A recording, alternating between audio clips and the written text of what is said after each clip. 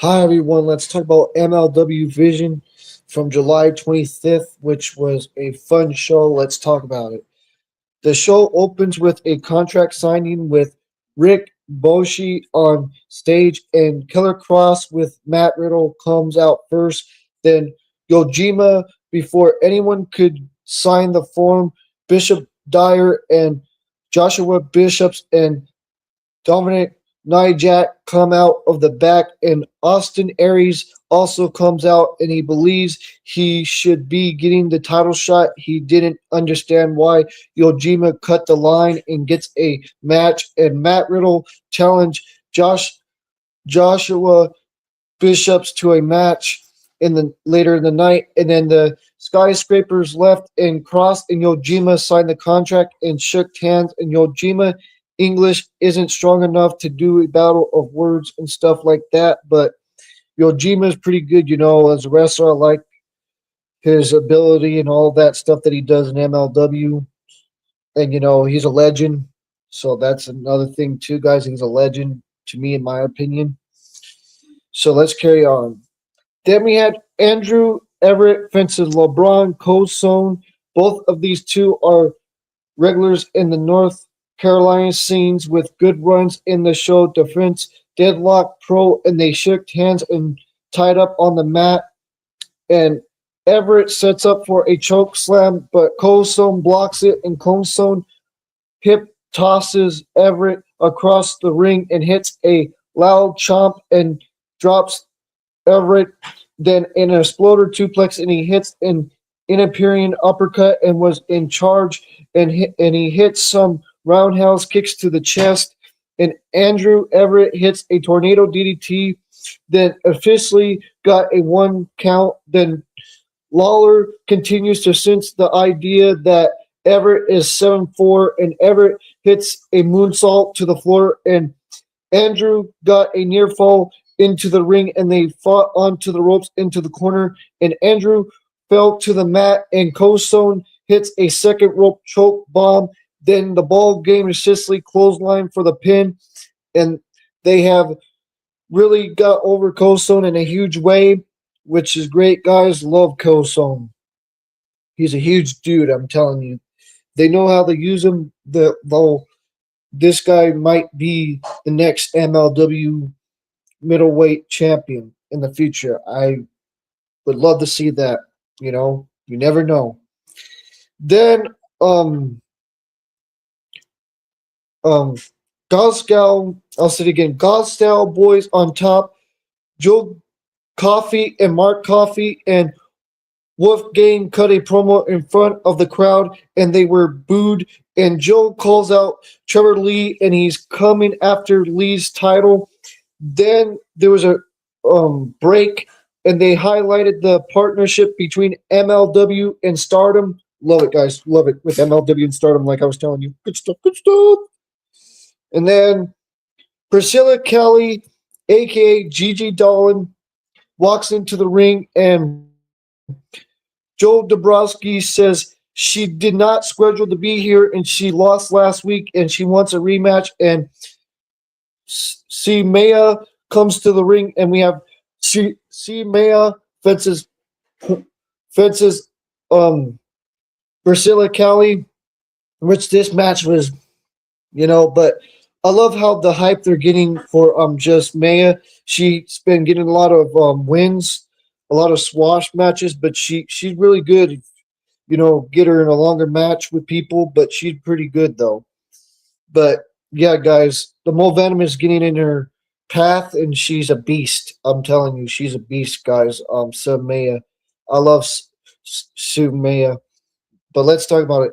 So Sumaya fences Priscilla Kelly, and we return from the break, and the match was underway, and Kelly hits a baseball slide drop kick that sends Sumaya to the floor, and Sumaya power bombs her into the edge of the ring form into the ring, and she tosses Priscilla Kelly across the ring and was in charge, and she hits a fisherman suplex and running knee into the corner, and Sumaya hits a DVD for the pin, and that's what happened there.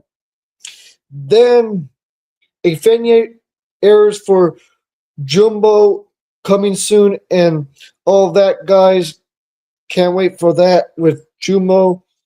So we'll see what happens with Jumo. So yeah, the guy debuted last in Reality of Wrestling, and we'll see what happens. Can't wait, man. That's the promotion that Booker T created in Houston, Texas. So yes, guys, Reality of Wrestling, if you're wondering. Then a backstage statement: Carl Anderson and Doc Gallows and Mans Kroger and Shotzi Blackheart were hanging out in kind of a cool statement. I thought it was a cool statement, but people think that it was a pointless statement. But I thought it was a good statement. In my opinion, I thought it was a good statement. Then backstage, someone got beat up in a room, but we aren't seeing who it is and stuff, which that was cool as well, guys. That was awesome. Then Austin Aries walked to the ring with his title belt over his shoulder, and Joe Dabrowski wondered why he was coming out, and Austin Aries joins the commentary team, and we had Joshua Bishop's versus Matt Riddle. Let's talk about it, guys. Then Matt Riddle's hair was still long and so on and so forth, with the purple hair, and they brawled in the bell. Also, again, they brawled at the bell, and Matt Riddle hit some overhand chomps, and Joshua Bishop hits a delay since suplex onto the floor, and Bishop's powerbombs Riddle onto the apron into the ring, and Bishop's drops him with a hard back elbow, and Matt Riddle hits some more chomps, and Bishop hits an impressive release fall away slam for a near fall, and Matt Riddle hits an exploder suplex and a jumping kick into the corner, then a running penalty kick and a suicide, and he misses a moonsault, and then Bishop's assistantly hits a black hole slam when we return from the break, guys, and Matt Riddle assistantly a front Gauss line choke, but Joshua Bishop escapes, and Bishop hits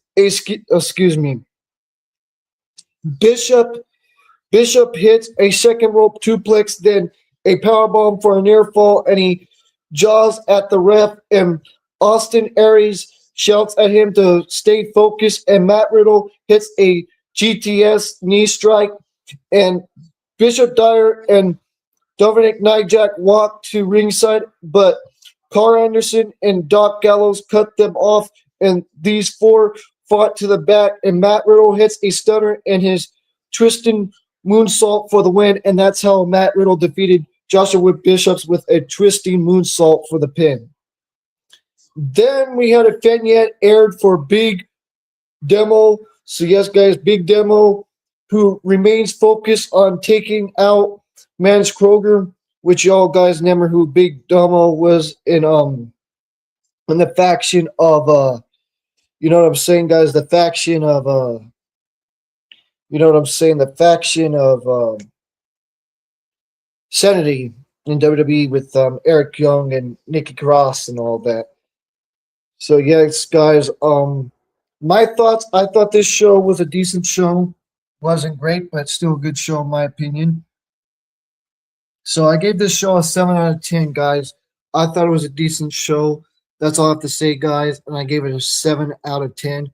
So yes, guys, I can't wait for the new people coming in MLW and new faces and all that, which is awesome.